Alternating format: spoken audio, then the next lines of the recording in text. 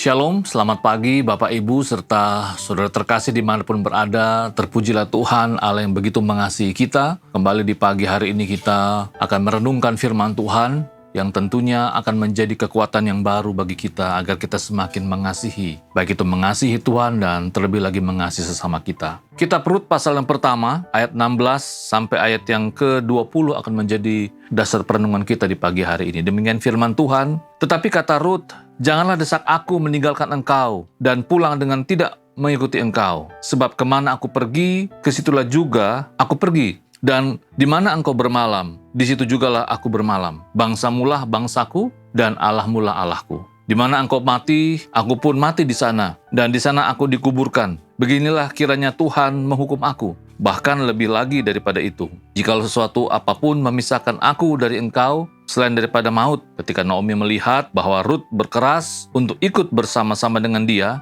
berhentilah ia berkata-kata kepadanya. Dan berjalanlah keduanya sampai mereka tiba di Bethlehem. Ketika mereka masuk ke Bethlehem, gemparlah seluruh kota itu karena mereka. Dan perempuan-perempuan berkata, Naomi kah itu? Tetapi ia berkata kepada mereka, jangan sebut aku Naomi, sebutkanlah aku Mara. Sebab yang Maha Kuasa telah melakukan banyak yang pahit kepadaku. Demikian bacaan firman Tuhan kita di pagi hari ini.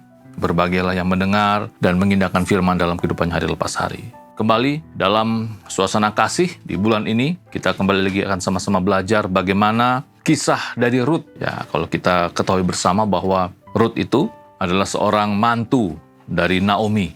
Ya, jadi Naomi punya suami Elimelek yang dimana mereka sebenarnya adalah orang-orang Israel yang memutuskan untuk pindah ke Moab. Nah, tetapi saat mereka pindah ke Moab, situasi kondisinya kembali lagi tidak ideal, tidak baik. Ya, Elimelek mati, bahkan anak-anak dari Naomi pun mati, Mahlon dan Kilion, meskipun mereka sudah menikah. Sehingga mantunya itu yaitu Orpa dan Rut juga tentunya bersedih dengan situasi tersebut. Tetapi kita bisa melihat bahwa sikap dari Rut di sini. Kita sama-sama membaca di ayat yang ke-16 bagaimana Rut punya komitmen, Rut punya pendirian yang sangat teguh sekali. Bagaimana dia tetap akan mengikuti Naomi kemanapun dia pergi. Ya, kalau izinkan saya membaca kembali di ayat yang ke-16. Tetapi kata Rut, jangan desak aku meninggalkan engkau dan pulang dengan tidak mengikuti engkau. Sebab kemana engkau pergi, kesitulah juga aku pergi. Dan di mana engkau bermalam, di situ jugalah aku bermalam.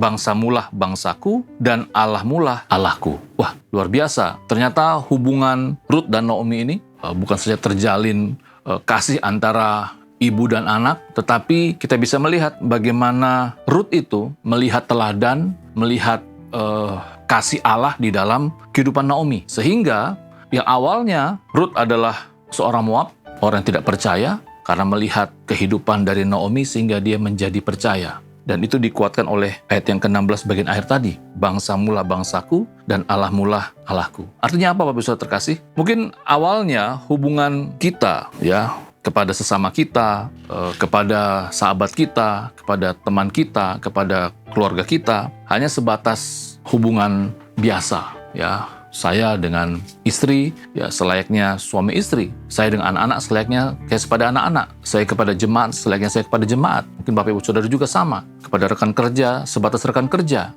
Kepada tetangga, sebatas tetangga. Tapi mari kita belajar bagaimana Rut di sini kasihnya itu meningkat. Awalnya mungkin sebatas antara seorang Rut mengasihi Naomi sebagai ibu mertua. Tetapi lambat laun kasihnya itu semakin meningkat. Ya, dia melihat Tuhan di dalam diri Naomi. Dan itu juga yang harus kita miliki sebagai orang percaya. Kasih kita kepada suami, kepada istri, jangan sebatas sebagai hubungan suami istri. Tetapi lebih meningkat.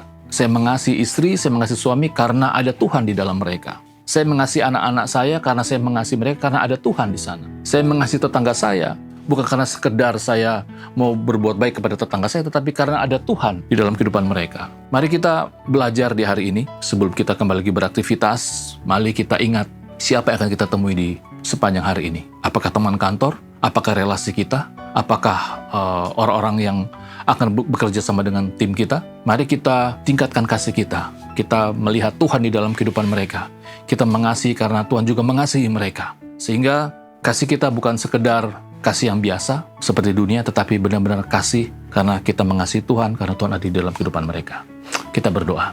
Tuhan, Terima kasih, kami bersyukur bahwa di hari ini kami kembali lagi mendapatkan waktu dan kesempatan untuk belajar lebih mengasihi sesama kami. Ajar kami untuk melihat sesama kami lebih dalam lagi, bukan sekedar sebagai teman, sebagai sahabat, sebagai rekan kerja, sebagai suami atau istri, tapi melihat kasih Tuhan di sana. Terima kasih Tuhan Yesus, kiranya hari ini nama-Mu dipermuliakan melalui apa yang kami kerjakan. Ini doa kami. Berkati apa yang kami kerjakan, berkati juga orang-orang yang kami kasihi.